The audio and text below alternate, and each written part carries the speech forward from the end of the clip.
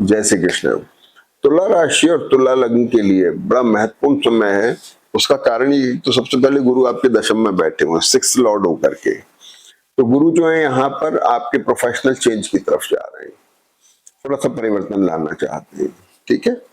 अगली बात यह है कि राहु केतु बड़े स्ट्रांग है। मानसिक काम करने वाले डिजाइनर्स, डॉक्टर्स, इंजीनियर्स या प्लानर्स हो गए या कुछ और इमेजिनेशन का काम करने वाले लोगों के लिए बहुत अच्छा वक्त है। उनको महारत इसमें मिलेगी, फायदा होगा। राहु और मंगल का एक कॉम्बिनेशन चल रहा है, उसकी वजह से दोनों एक दूसरे के ऊपर इफेक्टेड है।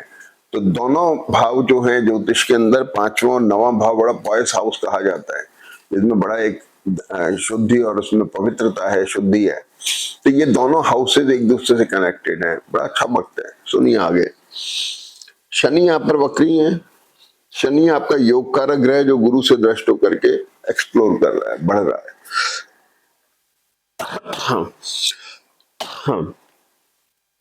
पंचमेश है, विद्या बुद्धि संतान के कारक है। नई चीजें, मतलब माइंड आपका एक्टिव है, सक्रिय है। कुछ मैंने कहा ना, दिमाग के काम करने वालों के लिए तो बहुत अच्छा वक्त है।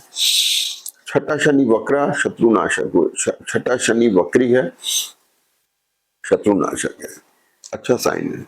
अगला इंपॉर्टेंट फीचर क्या हुआ कि शुक्र आपके राशि लग्न के कारक हुए, द्वादश भाव में है।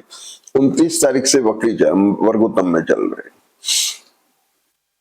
एसेट लिक्विडेशन को बता रहे हैं, आपकी ट्रेवल बता रहे हैं, घूमने फिरने जा सकते हैं, प्लेजर ट्रिप पे जा सकते हैं। तो एनर्जी ड्रेन आउट हो रही है। बुध भी यहाँ वर्गोत्तम में है, तो शुक्र बुध की राशि में, बुध सिंह राशि में आकर के वर्गोत्तम में हो गए। बुध आपका भाग्यश है, ये भी एक बहुत अच्छा साइन है। और 31 तारीख को जैसे ही सूर्य बदलते हैं, 17 तारीख को, तो 31 को ये 4 बजे से वर्गोत्तम में आ जाते हैं। सूर्य का वर्गोत्तम में आना बहुत अच्छा है, आत्मबल की वृद्धि करता है, आत्मबल बढ़ाता है, कॉन्फिडेंस देता है। केतु से दृष्टों के थोड़े पीड़ित तो हैं, चिड़चिड़े हैं थोड़ा सा, लेकिन अपनी ही राशि में है, अपने स्थान पर है, पंचम पे दृष्ट है। ब्रेन बहुत एक्टिव कर रखा है इन्होंने। अपने को किसी भी तरह के डायलॉग से बचना है, डायरेक्ट बोलने से बचना है। जो आपके राशि लग्न का कारक शुक्र है, वो चित्रा नक्षत्र में है। और चित्रा नक्षत्र मंगल का नक्षत्र है, जो बड़ा स्ट्रॉन्ग नक्षत्र होता है। और मंगल से ही दृष्ट है ये शुक्र। तो मंगल से जब दृष्ट हुए तो शुक्र यहाँ पर बड़े स्ट्रॉन्ग हो गए और वर्गोत्तम में है। तो आपका एसेट का लिक्विडेशन होना या फिर या ट्रेवल होना, दोनों चीजें हैं। ओवरसीज ट्रेवल भी हो सकती है, शनि मंगल दोनों की दृष्टि है। तो बाहर विदेश में रहने वाले लोग, विदेश से काम करने वाले लोग, जो भी इनका कनेक्शन है विदेश से, उन लोगों के लिए बहुत फायदेमंद है। अब देखिए सबसे बड़ी चीज की इस वीक की शुरुआत में चंद्रमा का इसमें मीन राशि में है, शनि के साथ हैं, गुरु से दृष्टों की रिडिफाइनिंग मोड बता रहे हैं। शुक्र और चंद्रमा डिफरेंस ऑफ ओपिनियन बताते हैं। एम्प्लॉयर के साथ में, स्पाउस के साथ में, फादर के साथ में डिफरेंस ऑफ ओपिनियन का ध्यान रखने की जरूरत है। हेल्थ का ध्यान रखना है, पेरेंट्स की हेल्थ का ध्यान रखना है, और अपने प्रोफेशन की हेल्थ का भी ध्यान रखना है। दोनों चीजें हैं। मंगल और बुध जो हैं ये बड़े क्लोज हैं इस वीक के अंदर, और आप देखेंगे तो 1 तारीख को मंगल बुध बहुत क्लोज आ रहे हैं। तो ये कॉम्बिनेशन ने गुरु को जकड़ दिया है, सीज कर दिया है। गुरु आपके थर्ड लॉर्ड हो गए, जो आपके एफर्ट्स के कारक हैं, और सिक्स्थ लॉर्ड आपके डेट्स, डिसीज और लाइबिलिटीज का कारक है। तो प्रोफेशनल पार्ट के ऊपर कोई लाइबिलिटी या वर्कलोड की वजह से या किसी और वजह से थोड़ा आपको स्ट्रेस में हो सकता है गुरु, थोड़ा सा, लेकिन तब्दीली की टेंडेंसी बना के रखेगा। और दूसरी सबसे बड़ी चीज ये है कि कमर से कंधे के बीच का पोर्शन है, तो सारे ऑर्गन्स के अंदर यानी कॉन्स्टिपेशन और इंटेस्टाइन में कुछ, उसकी वजह से हमेशा एसिडिटी बनी रहना, सिर में भारीपन रहना, पेट में दर्द की तकलीफ होना, Harni, appendix stone, arthritis, sugar के पेशेंट्स को इन दिनों में ध्यान रखने की जरूरत है। अगली बात यह हो गई कि चंद्रमा यहाँ पर है, और यहाँ से चंद्रमा मीन राशि में वर्गोत्तम में 21:32 से लेकर के 3:24 तक, रात का समय है। लेकिन जो बच्चे नाइट शिफ्ट करते हैं उनके लिए अच्छा है, कोई इंपॉर्टेंट मीटिंग वगैरह प्लान कर सकते हैं। 31 तारीख को बुध का वर्गोत्तम करेक्टर खत्म हुआ और ये कन्या नवांश में आ गए। कन्या नवांश भाग्य का नवांश भी है और द्वादश का भी है। बुध की पोजीशन अच्छी है यहाँ पर, कन्या नवांश में उच्च के हैं बुध। यहाँ पर पेट की तकलीफों का बचत दिखा रहे हैं, और बुध बड़े मानसिक तौर पे अच्छे कारक हैं और धन का खर्च तो हो ही रहा है, इसमें कोई दो राय नहीं है, इन्वेस्टमेंट हो रहे हैं। और सबसे बड़ी चीज तो ये हो गई कि ये आपकी ट्रैवल भी करा सकते हैं। अच्छा, अब अगली बात ये हो गई कि एक तारीख को चंद्रमा मेष राशि में आ जाते हैं। मेष राशि आपके सप्तम भाव की राशि है, जहाँ चंद्रमा और गुरु बैठते हैं उसे एक्चुअली कंसर्न डेवलप कर देते हैं। तो मैरिटल और बिजनेस रिलेशनशिप को लेके एम्प्लॉयर के साथ में कंसर्न दिखाई दे रही है। मेष राशि में चंद्रमा 1 तारीख को वर्गोत्तम में है, और ये जैसे चंद्रमा मीन राशि में है 9:30 से सुबह 3:30 तक, 3:30 के बाद चंद्रमा मेष राशि में आ जाते हैं और सुबह 9:15 बजे तक वर्गोत्तम में है।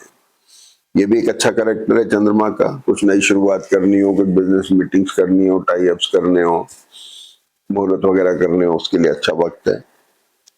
इसके बाद में आप देखते हैं कि 2 तारीख को चंद्रमा तुला राशि में आ जाते हैं। ये चंद्रमा जो वर्गोत्तम में थे अब यहाँ से हट गए, ये चंद्र शुक्र यहाँ पर, और शुक्र वर्गोत्तम में आ जाते हैं यहाँ पर। अब शुक्र अपनी ही राशि में अपने स्थान पर वर्गोत्तम में है। एक दूसरे सिस्टम से इसकी दृष्टि पंचम भाव पर भी है और इसकी दृष्टि अष्टम भाव पर भी है। अष्टम भाव पर जब दृष्टि है तो कुछ एसेट क्रिएट करा रहे हैं, लग्जरी प्रॉन चीजें खरीदी जा सकती है। पंचम भाव पर है, थोड़ा विम्सिकल तो है नेचर, लेकिन फिर भी ठीक है। तो खासतौर पे ग्लैमर फील्ड में hotel, tourism, travel, entertainment, media, advertising, designing, इस तरह के फील्ड के लोगों के लिए बहुत अच्छा वक्त है। फिर इसके बाद 2 तारीख को मंगल मेष नमाश में, जो अभी तक मंगल आपके भाग्य में बैठ करके मकर नमाश में थे, स्ट्रॉन्ग थे, मैरिटल और बिजनेस रिलेशनशिप को अच्छा स्ट्रॉन्ग बना रहे थे, डेवलप कर रहे थे, मंगल अब मेष नमाश में आए थे। मेष नमाश का मंगल जो है अमूमन ब्लड प्रेशर, थायराइड इन पे और शुगर पेशेंट्स के लिए थोड़ा ध्यान रखने का होता है, थोड़ा एक्यूट होता है मेष नमाश का मंगल। धन का कारक है, पैसे की स्थिति बना रहे हैं यहाँ पर। राहु और मंगल का कॉम्बिनेशन जो है आपको लगातार पैसे देने की स्थिति में है।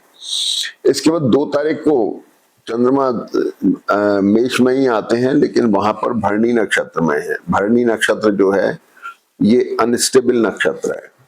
हालांकि शुक्र वर्गोत्तम से दृष्ट होकर के चंद्रमा बहुत स्ट्रांग है, इनका नक्षत्र भरणी है, फिर भी भरणी नक्षत्र एक विम्सिकल नक्षत्र है और इस समय किए निर्णयों के बारे में दोबारा सोचना पड़ सकता है, इसलिए अवॉइड करें। अगर कोई बहुत इंपॉर्टेंट काम है, मीटिंग्स है, डिसीजन लेने हैं, तो अगर अवॉइड हो सकता है तो करना चाहिए। 3 तारीख को गुरु मकर नमाश में आ रहे हैं। अब देखिए यहाँ पर गुरु का एनर्जी थोड़ा सा खत्म हुआ। 6 लॉर्ड है, नीच नमाश में गुरु है, तो थोड़ा ध्यान रखना है। हाँ, ये जरूर है कि गुरु से कॉन्फिडेंस में थोड़ी वीकनेस आती है, लेकिन आपको बनाए रखनी है। चंद्रमा गुरु के मकर नमाश में आने से थोड़ा सा जन्मपत्री में फ्लोटिंग कैरेक्टर बढ़ जाता है, जन्मपत्री सक्रिय हो रही है। इसके बाद में सूर्य भी 3 तारीख को नमाश बदल लेते हैं, वर्गोत्तम कैरेक्टर से बाहर आके कन्या नमाश में आ गए शुभ दिन में 14:40 तक। और फिर इसके बाद में 3 तारीख को चंद्रमा वृषभ राशि में आ जाती है। वृषभ राशि अष्टम में है चंद्रमा, और ये ट्रैवल प्रोन है, इसमें कोई दो राय नहीं है। प्रोफेशनल पार्ट पे चेंज दिखा रहे हैं, या प्रोफेशनल ट्रैवल भी हो सकती है। शनि से दृष्ट होकर चंद्रमा या फिर एक रिडिफाइनिंग मोड में चले गए, यानी प्रोफेशनल पार्ट फिर रिडिफाइनमेंट में चला गया। बराबर लगातार प्रोफेशन में, कामकाज में, नौकरी में थोड़े से बदलाव के संकेत दिखाई दे रहे हैं। और 4 तारीख को चंद्रमा रोहिणी नक्षत्र में आते हैं, वृषभ राशि में वर्गोत्तम में है, सुबह 6:10 से 11:48 तक। शुक्र की दृष्टि इसके ऊपर है। शुक्र वृषभ में जब आते हैं, चंद्रमा जब वृषभ में आते हैं तो शुक्र के साथ जो कॉम्बिनेशन बन रहा है स्पाउस के साथ और मैरिटल और बिजनेस रिलेशनशिप में एक डिफरेंस ऑफ ओपिनियन देता है, तो उसका थोड़ा ध्यान रखने की जरूरत है। बाकी चंद्रमा यहाँ बहुत स्ट्रांग है, और वृषभ राशि में चंद्रमा रोहिणी नक्षत्र में वर्गोत्तम में जा रहे हैं, तो ये तो बहुत कमाल का वक्त है, जिससे आप किसी अच्छे मुहूर्त वगैरह में काम में ले तो ज्यादा अच्छा, उसके दूरगामी परिणाम बहुत अच्छे होते हैं। तो ये बहुत अच्छा वक्त है, कुछ इंपॉर्टेंट मीटिंग हो, टाई अप्स करने हो, बिजनेस में मीटिंग्स करनी हो, उनके लिए बहुत अच्छा वक्त है। तो ऐसे करके पिछले 1 आध वीक से पहले जो वक्त था उससे अभी ये थोड़ा रिलैक्स है, फायदा उठाइए।